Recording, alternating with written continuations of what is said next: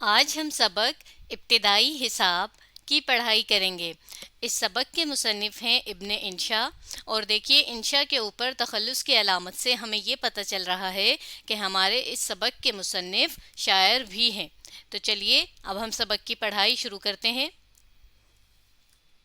تو دیکھیے ہے تو یہ نثر کا سبق، لیکن یہ اس انداز سے لکھا ہوا ہے کہ دیکھنے میں یہ لگ رہا ہے کہ یہ کوئی نظم ہے، لیکن یہ نظم نہیں ہے بلکہ نثر ہی ہے۔ اس طرح بھی لکھا جا سکتا ہے جس طرح سے ابن انشا نے اس سبق کو لکھا ہے۔ چلیے پڑھتے ہیں۔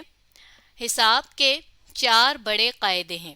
قاعدے یعنی کہ اصول، طریقے: جمع، تفریق یعنی کہ فرق کرنا، ضرب اور تقسیم، تقسیم یعنی کہ بانٹنا۔ اب یہ دیکھیے یہ تو 4 وہ بنیادی طریقے ہیں جو ابھی تک آپ بھی ریاضی میں یعنی کہ حساب میں استعمال کرتے آئے ہوں گے۔ اب دیکھتے ہیں کہ ابن انشا نے ان قاعدوں کے بارے میں کیا بتایا ہے۔ کیا یہ وہی قاعدے ہیں جو ہم نے حساب میں پڑھے ہیں، یا یہاں پر ابن انشا کا کچھ اور مطلب ہے؟ چلیں دیکھتے ہیں۔ پہلا قاعدہ جمع۔ جمع کے قاعدے پر عمل کرنا آسان نہیں، خصوصاً یعنی کہ خاص طور پر مہنگائی کے دنوں میں سب کچھ خرچ ہو جاتا ہے، کچھ جمع نہیں ہو پاتا۔ اب دیکھیں جب بہت زیادہ مہنگائی ہوگی تو کیا ہوگا، ہم بچا نہیں پاتے نا، پھر ہم کچھ جمع نہیں کر پاتے۔ وہی بات یہاں پر ابن انشا نے کہی۔ جمع کا قاعدہ مختلف لوگوں کے لیے مختلف ہے۔ عام لوگوں کے لیے 1 جمع 1 یعنی کہ 1.5۔ اب دیکھیں 1 جمع 1 ویسے کیا بنتا ہے؟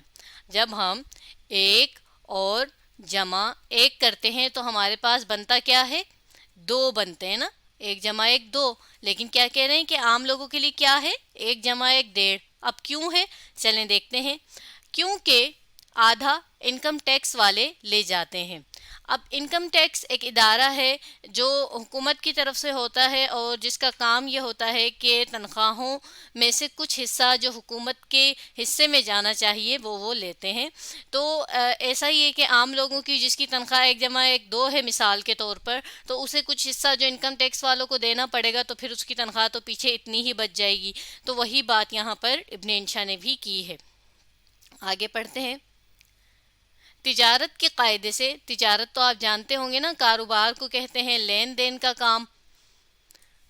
جمع کریں تو 1 جمع 1 کا مطلب ہے 11۔ اب دیکھیں کیسے کہہ رہے ہیں، 1 جمع 1 تو کتنا بن گیا؟ 11۔ جبکہ ایسا ہوتا تو نہیں ہے نا، حساب میں تو ایسا نہیں ہوتا، لیکن وہ ایسا کیوں کہہ رہے ہیں؟ رشوت کے قاعدے سے حاصل جمع اور زیادہ ہو جاتا ہے۔ رشوت آپ جانتے ہیں کہ کسی سے ناجائز طور پر فائدہ لینا، معاوضہ لینا۔ مثال کے طور پر میں کسی سے کہوں کہ میرا یہ کام کر دیں، تو میں اس کے بدلے آپ کو کوئی قیمتی چیز دوں گی یا کوئی رقم دوں گی، ایک بڑی رقم دوں گی، تو وہ کہلاتی ہے رشوت۔ تو وہ پھر جائز تو نہیں ہے، یعنی کہ وہ ہمارے لیے جائز نہیں ہے، وہ ہم ایک غیر قانونی ناجائز کام کر رہے ہیں۔ اوپر جو تجارت والی بات کی ہے اس میں ابن انشا یہ کہتے ہیں کہ کاروبار کا جو کام ہے نا، اس میں سب سے زیادہ فائدہ ہوتا ہے۔ کیسے کہ اس میں ہم 1 جمع 1 11 کر لیتے ہیں، اتنا زیادہ فائدہ ہوتا ہے۔ عام طور پر 1 جمع 1 تو 2 ہے نا، لیکن اس میں 11 ہو جاتا ہے، کیونکہ کاروبار ایک ایسا کام ہے جس میں بہت زیادہ منافع یعنی کہ فائدہ ملتا ہے۔ قاعدہ وہی اچھا جس میں حاصل جمع زیادہ سے زیادہ آئے، بشرط یہ کہ پولیس مانے نہ ہو۔ مانے ہونا یعنی رکاوٹ بننا۔ اب یہاں دیکھیں بات کیا کر رہے ہیں کہ سب سے اچھا طریقہ تو وہی ہے کہ بھئی جس میں ہمیں سب سے زیادہ فائدہ ہو، چاہے وہ تجارت ہو چاہے وہ رشوت ہو، لیکن بس شرط یہ ہے کہ پولیس جو ہے رکاوٹ نہ بنے۔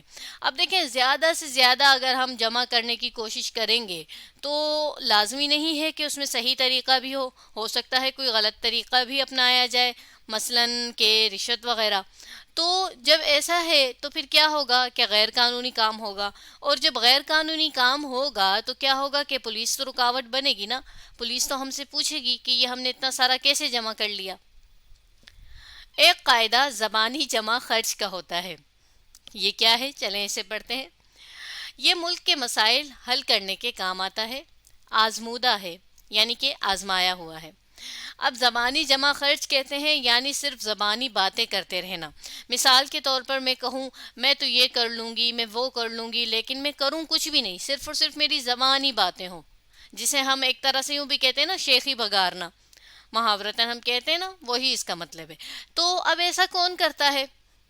ذرا غور کیجئے گا، ہمارے سیاست دان ایسا ہی تو کرتے ہیں کہ صرف وہ زبانی باتیں کرتے رہتے ہیں کہ جب ہم حکومت میں آئیں گے تو ہم جو ہے سڑکیں بنوائیں گے، ہم عوام کو نوکریاں دیں گے، ہم چیزیں سستی کر دیں گے، لیکن جب وہ حکومت میں آ جاتے ہیں، انہیں جو ہے لوگ ان کی باتوں میں آ کر ووٹ دے دیتے ہیں، انہیں سلیکٹ کر لیتے ہیں، تو کیا ہوتا ہے؟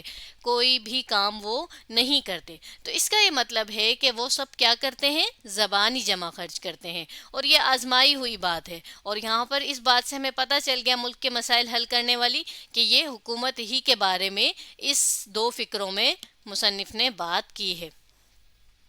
تفریق۔ اب اگلا قاعدہ، میں سندھی ہوں، تو سندھی نہیں ہے، میں بنگالی ہوں، تو بنگالی نہیں ہے۔ آگے پڑھتے ہیں، میں مسلمان ہوں، تو مسلمان نہیں ہے۔ اس کو تفریق پیدا کرنا کہتے ہیں، یعنی فرق پیدا کرنا کہتے ہیں۔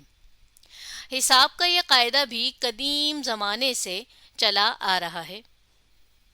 قدیم زمانے سے یعنی بہت پرانے زمانے سے یہ فرق چلا آ رہا ہے، قوموں کا، نسلوں کا۔ تفریق کا ایک مطلب ہے منہا کرنا، یعنی کہ کاٹنا، کم کرنا، گھٹانا، یعنی نکالنا ایک عدد میں سے دوسرے عدد کو۔ اصل میں تو دیکھیں ہم تفریق میں یہی کرتے ہیں نا، ہم کیسے کرتے ہیں تفریق؟ جیسا کہ دو میں سے ایک نکالا تو ہمارے پاس بچ گئے ایک، اس کو کہتے ہیں تفریق۔ بعض عدد از خود یعنی خود بخود نکل جاتے ہیں، بعضوں کو زبردستی نکالنا پڑتا ہے، ڈنڈے مار کر نکالنا پڑتا ہے، فتوے دے کر نکالنا پڑتا ہے۔ اب دیکھا جائے تو ہم یہ کہہ سکتے ہیں کہ ایک طرح سے یہاں پر تفریق کی بھی بات ہو رہی ہے، اصل جو تفریق ہے، جو تفریق کا قاعدہ ہے، اس کی بھی مصنف بات کر رہے ہیں، لیکن ساتھ ہی یہاں پر ایک بات یہ بھی کی جا رہی ہے کہ کیوں کے اوپر قوموں اور نسلوں کی بات ہوئی تھی، تو دیکھیں جب بر صغیر پاک و ہند کی تقسیم ہوئی تو اس وقت کیا ہوا تھا کہ بنگلہ دیش جو ہے وہ اس ساری صورتحال کو دیکھتے ہوئے خود بخود یہاں سے ہم سے مثلا کہ پاکستان سے الگ ہو گیا، نکل گیا، اور اسی لیے ان کی بات ہو رہی کہ وہ از خود نکل گئے، خود بخود نکل گئے، اور بعضوں کو زبردستی نکالنا پڑا۔ اب زبردستی کیسے نکالنا پڑا؟ دیکھیں جب پاکستان الگ بن گیا، ہندوستان الگ بن گیا، تو اس کے بعد ایک جو ہے سب سے اہم بات اور بڑی بات یہ کی گئی کہ جو ہندو ہیں وہ سارے ہندوستان میں رہیں گے، جو مسلمان ہیں وہ سارے مسلمان پاکستان میں رہیں گے۔ تو ایسا کیوں کیا گیا؟ کیونکہ ان کا رہن سہن، ان کا طور طریقہ، سب کچھ ایک دوسرے سے مختلف تھا۔ ان کا سب سے بڑی بات یہ کہ ان کا مذہب ہی ایک دوسرے سے مختلف تھا، تو اسی لیے ان کے لیے الگ الگ ملک کا مطالبہ بھی اسی بیس پر، اسی بنیاد پر کیا گیا تھا۔ تو ان میں سے بعض کو جو ہے زبردستی بھی نکالنا پڑا تھا، کچھ ایسے تھے جو نہیں بھی نکل رہے تھے۔ مثال کے طور پر جن کی زمینیں تھیں بہت زیادہ ہندوستان میں، جن کے خاندان یہاں پر آباد تھے، تو وہ تو اس جگہ کو نہیں چھوڑنا چاہ رہے تھے نا، تو ان کو زبردستی نکالنا پڑا۔ اور یہ وہی بات یہاں پر آگے مزید کی جا رہی ہے کہ فتوے دیے گئے کہ بھئی یہ وجہ ہے کہ آپ کو یہاں سے نکلنا پڑے گا۔ فتویٰ ویسے تو آپ جانتے ہوں گے نا کہ ایک اسلامی طریقہ کار ہے جس میں کسی مسئلے کے بارے میں اسلامی وے سے دیکھا جاتا ہے کہ اس مسئلے کا کیا حل ہو سکتا ہے، تو اسے ہم فتویٰ کہتے ہیں۔ چلیے آگے پڑھتے ہیں۔ ایک بات یاد رکھیے، جو لوگ زیادہ جمع کر لیتے ہیں وہی زیادہ تفریق بھی کرتے ہیں۔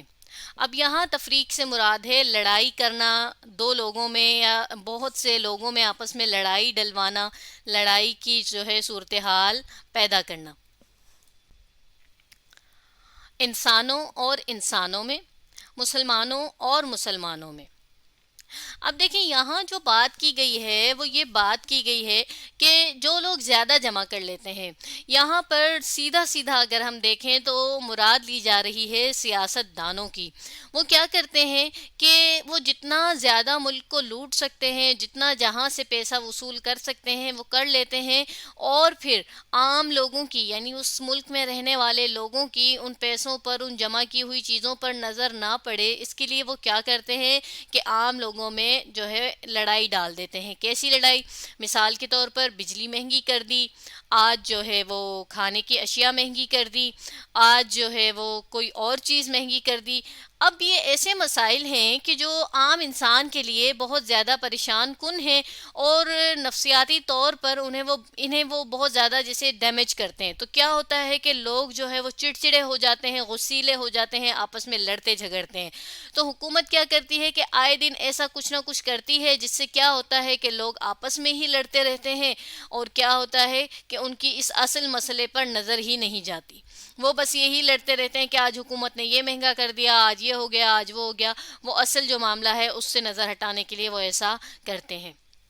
اور پھر آگے کیا ہے؟ عام لوگ تفریق کے قاعدے کو پسند نہیں کرتے، کیونکہ حاصل تفریق کچھ نہیں آتا، آدمی ہاتھ ملتا رہ جاتا ہے۔ عام لوگ کیوں نہیں پسند کرتے؟ ابھی ہم نے اوپر جو بات کی، تو عام انسان کیسے پسند کرے گا اس فرق کو، کہ جب انہیں پتا ہے کہ انہیں تو کچھ بھی نہیں ملے گا، جو بھی بانٹا جائے گا اس میں ان کے حصے میں کچھ بھی نہیں آئے گا، سارا کچھ جو ہے وہ انہی کو مل جائے گا۔ کیونکہ حکومت جو ہے وہ تفریق بھی اس طرح سے کرتی ہے کہ عوام کو کچھ نہیں ملتا، صرف باتیں ہی ہوتی ہیں، خالی جو ہے وہ زبانی جمع خرچ ہوتا ہے، اس میں فائدہ عوام کو کوئی نہیں ملتا، سارا فائدہ حکومت ہی کو مل رہا ہوتا ہے۔ ایک بظاہر یہ بات ہو رہی ہوتی ہے کہ تقسیم کی جا رہی ہے کوئی چیز اور بانٹی جا رہی ہے، ایسا ہوتا کچھ بھی نہیں ہے۔ معاف کیجیے گا، تفریق کی جا رہی ہے، یعنی کہ میں نے غلطی سے یہاں پر تقسیم کا لفظ استعمال کر لیا۔ تو اس حصے میں ہم نے دو قاعدوں کے بارے میں پڑھا، اور ہمیں یہ پتہ چلا کہ مصنف نے اس میں اصل جو ہے جمع اور تفریق کی بات نہیں کی، بلکہ اصل میں انہوں نے ان دونوں ہی حصوں میں حکومت کے بارے میں بات کی ہے، اور خاص کر ہمارے ملک کی حکومت کے بارے میں انہوں نے بات کی ہے۔ تو آج ہم نے سبق ابتدائی حساب کی پڑھائی کی۔ اب اگلی ویڈیو میں ہم اس سبق کا اگلا حصہ پڑھیں گے۔ آپ اس ویڈیو کو دوبارہ دیکھیے اور اس سبق کو سمجھنے کی کوشش کیجیے۔